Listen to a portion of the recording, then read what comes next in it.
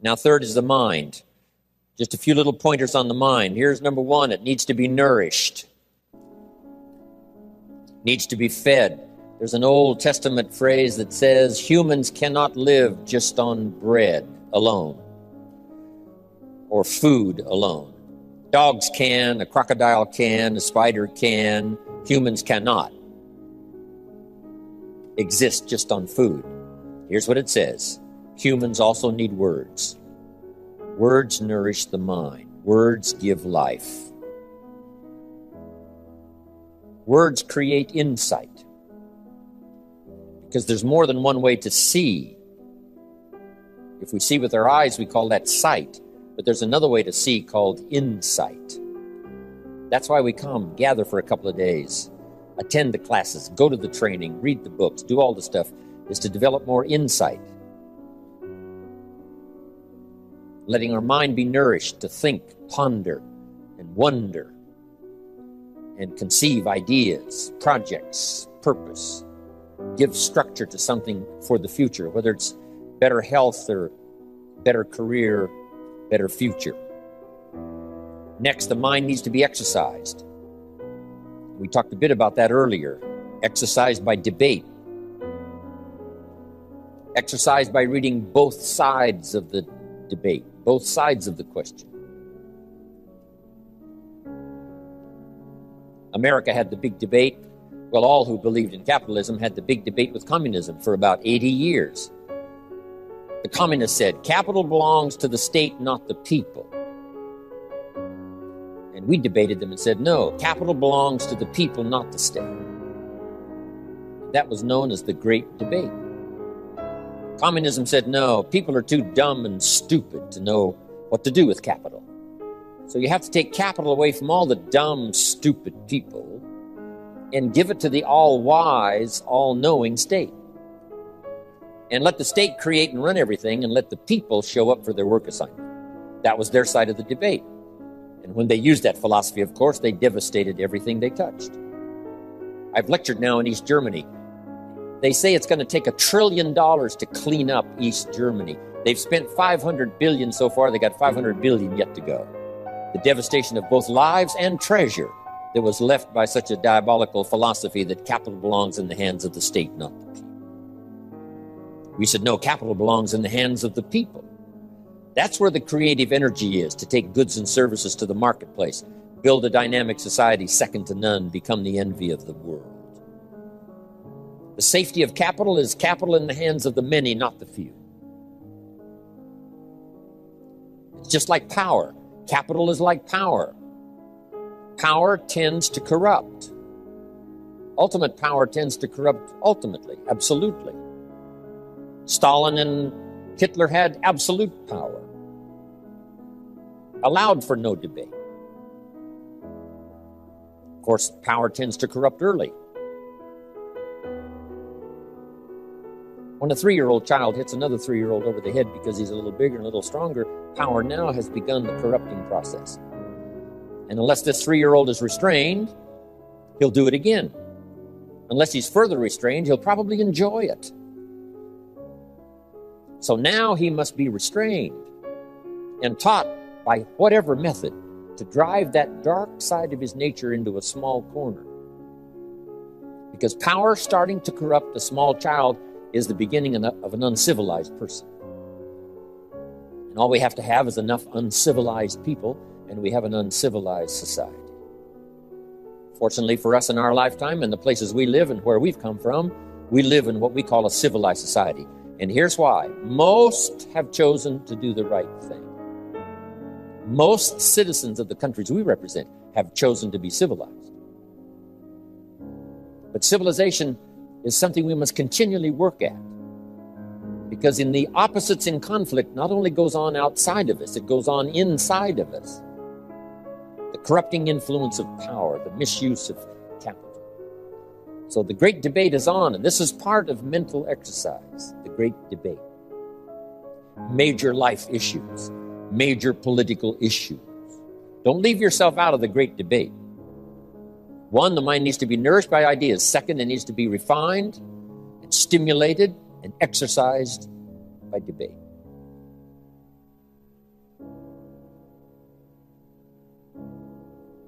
We need both sides of the human drama represented. The reason why the Bible is such a classic book in studying all kinds of stories is because the Bible is full of stories on both sides, the evil side and the good side. The Bible said, Old Testament said, this king came to power and he was a good king, and he ruled for 18 years. And then it says the next king came to power and he was a bad king, and he put up idols. He became the bad king. So it reads good king, bad king, showing both sides of the human spectrum and drama. Some stories that we read in the Bible of people to admire, others are people to despise. In your library, you need a book on Gandhi and you need a book on Hitler. One book to show you how noble someone's aspirations can be, and the other book to show you how despicable and how evil someone's goals can be. Both sides we study, good and evil, one we love and one we hate. We study illness, we study health. Someone says, well, you can't study the negative things. You have to study the negative things. You have to give voice to and mind to and time to both sides of the issue so that you can strengthen your side of the argument. In raising our kids, we have to pose both sides. What's the dangerous side and the safe side?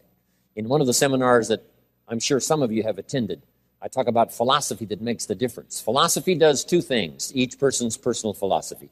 So jot this down. Our personal philosophy does two things. One, helps us to see the dangers on one side so we can avoid or minimize those. Then our personal philosophy needs to be developed so we can see the opportunities on the other side so we can maximize those. And for the balance of your life, that's going to be the twin challenge in developing ideas and philosophy and strengthening all of it so that you can avoid the dangers, maximize the opportunities. Because the dangers never go away. The dangers to our ship of state called the country. The danger to the enterprise. The danger to the corporation. Dangers always lurk, both inside and out. Dangers lurk on the inside of our own mind.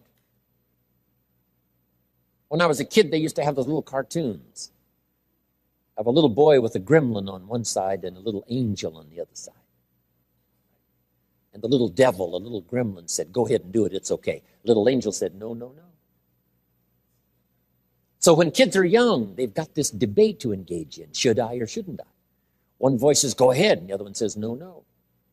So we hope as the years pass and as the classes pass, and as we go from grade 1 to grade 2 to grade 5 to grade 10, we will learn more, as Abraham said, to listen to the better angels of our nature, to appeal to our conscience, and let our conscience help, along with God and whatever else you belong in that has good influence on helping to make right decisions, avoiding the evil one, avoiding the danger, the dark side, and appeal to ourselves to engage in the positive side, the opportunity side. The battle of the mind is significant for us every day, what to think, what not to think. My mentor, Mr. Shove, said, stand guard at the door of your mind. And you decide what enters. You decide what to fill up your mind with, because it becomes the material with which you build your future.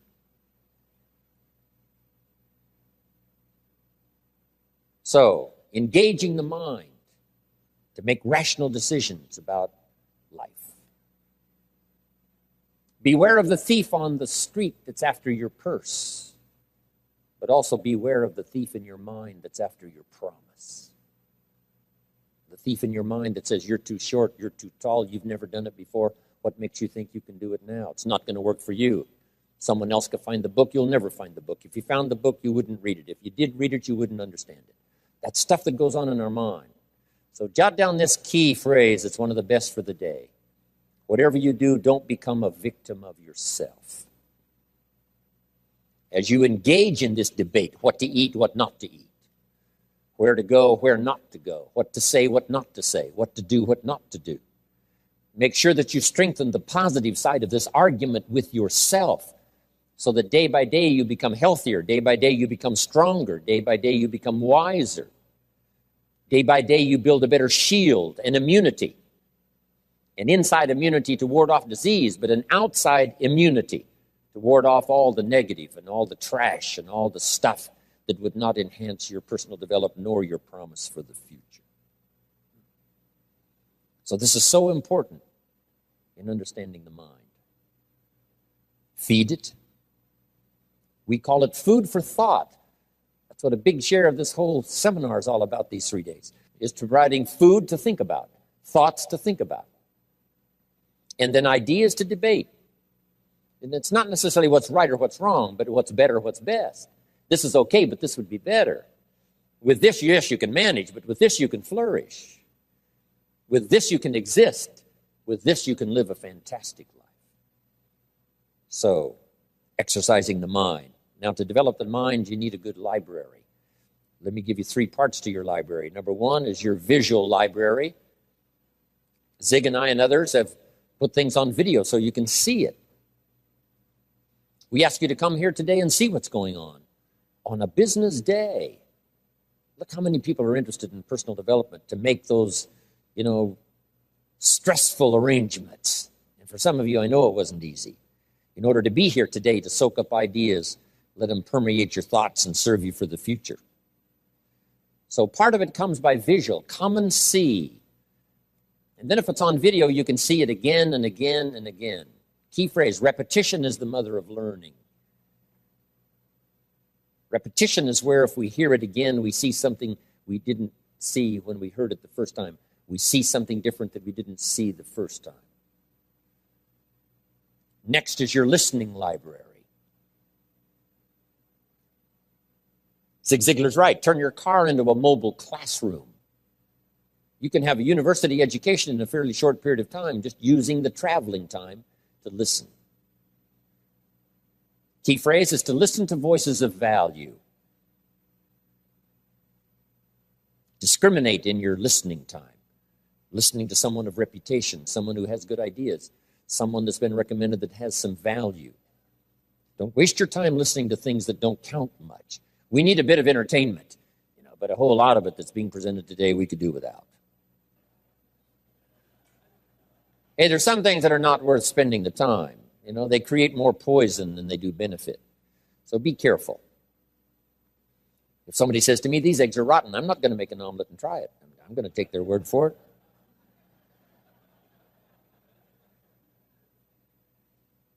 So feed the mind, exercise the mind, and build your library. I recommend 3 books that were recommended to me when I started my library when I was 25 years old, in those accelerated days of personal development for me, about 7 years worth. So fantastically changed my bank account, changed my income, revolutionized my future. With the foundation my parents gave me, meeting Mr. Schoaf at age 25, I'm telling you, it's been a journey for me like no other ever since. Then I've had mentors along the way. My current mentor, Bill Bailey, who you're going to hear from later. I'm telling you, that keep my mind stimulated, that keep my interest keen, that help me to evaluate and to weigh what is good, what is okay, what is better, and what is prosperous in terms of your life. Mentors. And that first mentor I had recommended these 3 books. First was the Bible. Now, I had an advantage there because my parents made sure I was a pretty good scholar by age 19. A good book to serve you all of your life. One of the major sources of ideas, stories, poetry, history. A major source for stimulation.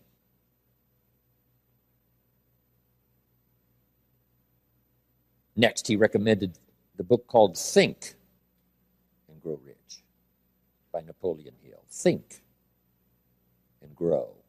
Good words, think and grow and rich. I went for it, got the book, paid less than 50 cents for it. Some of the ideas in it changed my life. Next, Schoaf recommended the book, The Richest Man in Babylon by George Clayson.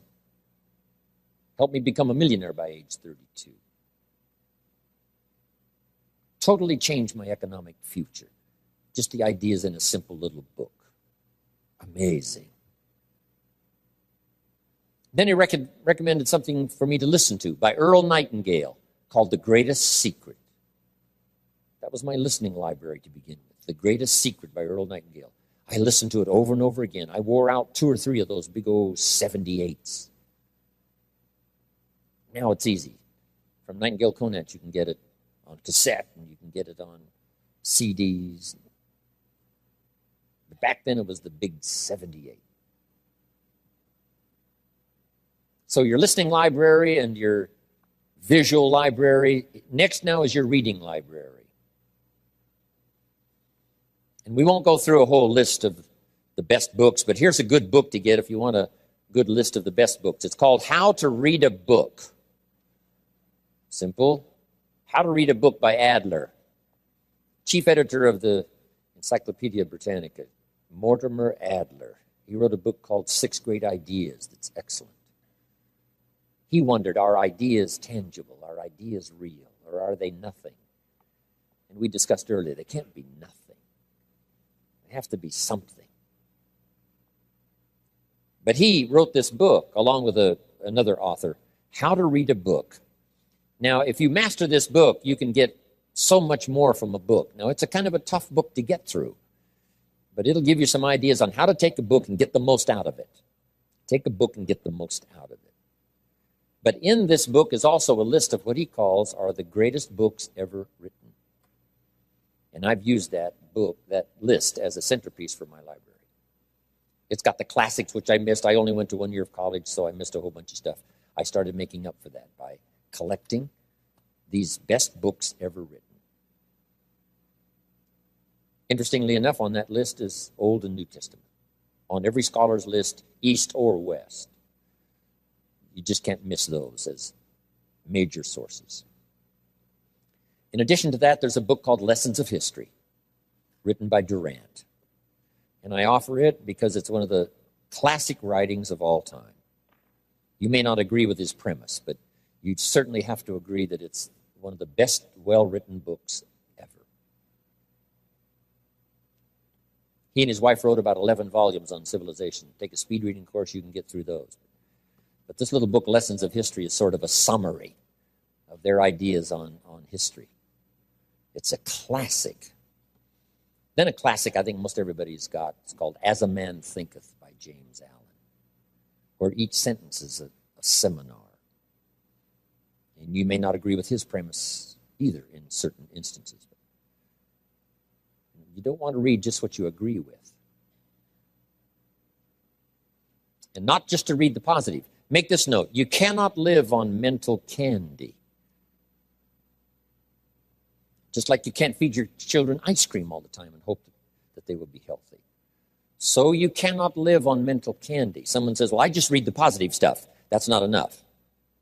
And the reason is because you need to know both sides of the issue. So start your library like I did, age 25. I mentioned in another seminar, haven't read everything in my library, but I feel smarter just walking in it, right? Smart enough to buy it. Now I got to be smart enough to read it all. Then I got to be smart enough to sort through and decide what's valuable. So make that the next part now. In part of personal development for the mind, you got to sort through what you read, what you see, and what you hear, and decide which of all of that is valuable for you to try and do and master. This is where being a student comes in. Not a follower, but a student. Read both books and decide. You read one book on good health and it says, do what this book says, you'll live forever. You read the next book on health and nutrition and it says, if you do what that first book says, you'll die young. So someone says to me, Mr. Rohn, which of these books should I follow? Jot this down. Neither one. Don't be a follower. Read both books and make up your own mind. Here's what's important in the final analysis. One of the best phrases for the day, I got this from my Canadian friend Harold Dyke, who gave it to me, and I've used it all these years. Here's what he said. Make sure what you finally do is the product of your own conclusion. Make sure what you finally do is the product of your own conclusion. Meaning you don't just follow, but you listen to both sides of the argument. You listen to the controversy. You try to master the points on both sides or three sides or whatever. Then you start charting your own course. It doesn't say you'll make always the right decision on what course to take or what to do. You can refine as you go. But make sure that what you do is the product of your own conclusions. Conclusions from the debate. Conclusion from what makes the best sense to you to try.